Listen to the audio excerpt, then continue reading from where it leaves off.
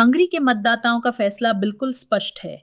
उनके फैसले ने हंगरी के ईसाई राष्ट्रवादी, लोक लुभावन और धुर दक्षिणपंथी प्रधानमंत्री विक्टर ओरबन को सत्ता से बाहर का रास्ता दिखा दिया। ओरबन ने रिकॉर्ड 20 सालों तक देश की सत्ता संभाली, 1998 से 2002 और 2010 से 2026। उन्होंने इस चुनाव से पहले लगातार 4 चुनावी जीत हासिल की थी। ताज़ा चुनावी नतीजों के मुताबिक विपक्षी नेता पीटर मैग्यार की तिज़्ज़ा पार्टी ने लगभग 138 सीटें जीती हैं, जबकि ओरबन की फिदेस पार्टी को 55 सीटें मिली हैं। हंगरी की संसद में 2/3 की भारी बहुमत मैग्यार को शिक्षा एवं स्वास्थ्य, न्यायिक स्वतंत्रता और विवादास्पद एनईआर नेम्जेटी एगुट्टू मुकोडेस रेंजेरे या राष्ट्रीय सहयोग प्रणाली से जुड़े ओरबन युग के कई बदलावों को पलटने में मदद करने के लिए पर्याप्त है। राष्ट्रीय सहयोग प्रणाली के बारे में विपक्ष का कहना है कि इसने आर्थिक मंदी, घोर भ्रष्टाचार और याराना पूंजीवाद क्रोनी कैपिटलिज्म के साथ साथ यूरोपीय संघ विरोधी रुख को जन्म दिया है। हालांकि 2 साल पहले तक फिदेस पार्टी के नेता रहे और फिर सत्तारूढ़ पार्टी की नीतियों के विरोध में पार्टी छोड़कर अपना खुद का राजनीतिक आंदोलन स्थापित करने वाले मैग्यार के द्वारा ओरबन की आप्रवासी विरोधी नीतियों को पलटे जाने की कोई संभावना नहीं है।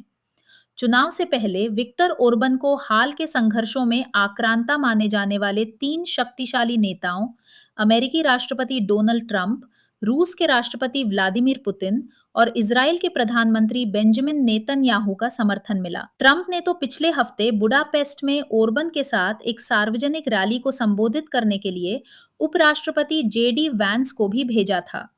ओरबन ने नेतन्याहू का स्पष्ट रूप से समर्थन किया था। दरअसल इजराइल के प्रधानमंत्री के खिलाफ युद्ध अपराधों के आरोप में वारंट जारी होने के बाद हंगरी अंतर्राष्ट्रीय आपराधिक न्यायालय से बाहर निकल गया था। ये देखना बाकी है कि ओरबन के बाद का हंगरी ईरान, यूक्रेन या गाजा में चल रहे युद्धों पर अपना रुख बदलता है या नहीं। पूरी दुनिया के लिए सबसे महत्वपूर्ण बात यह है कि 2010 के दशक में चुनावों के जरिए कई लोक लुभावन नेताओं का उदय हुआ था, लेकिन हंगरी के चुनाव नतीजों से ये संकेत मिलता है कि दुनिया भर के मतदाता शायद उस धुर दक्षिणपंथी, बहुलवाद विरोधी, आप्रवासी विरोधी और विदेशियों के प्रति नफरत से भरी बयानबाजी से थक रहे हैं, जिसका उन्होंने समर्थन किया था। कनाडा, ऑस्ट्रेलिया, नीदरलैंड, ब्रिटेन और पोलैंड में हुए चुनावों में भी इसी किस्म के नतीजे देखने को मिले हैं। इस तरह के रुझान सत्तावादी एक दलीय शासन पर भी लगाम लगाते हैं।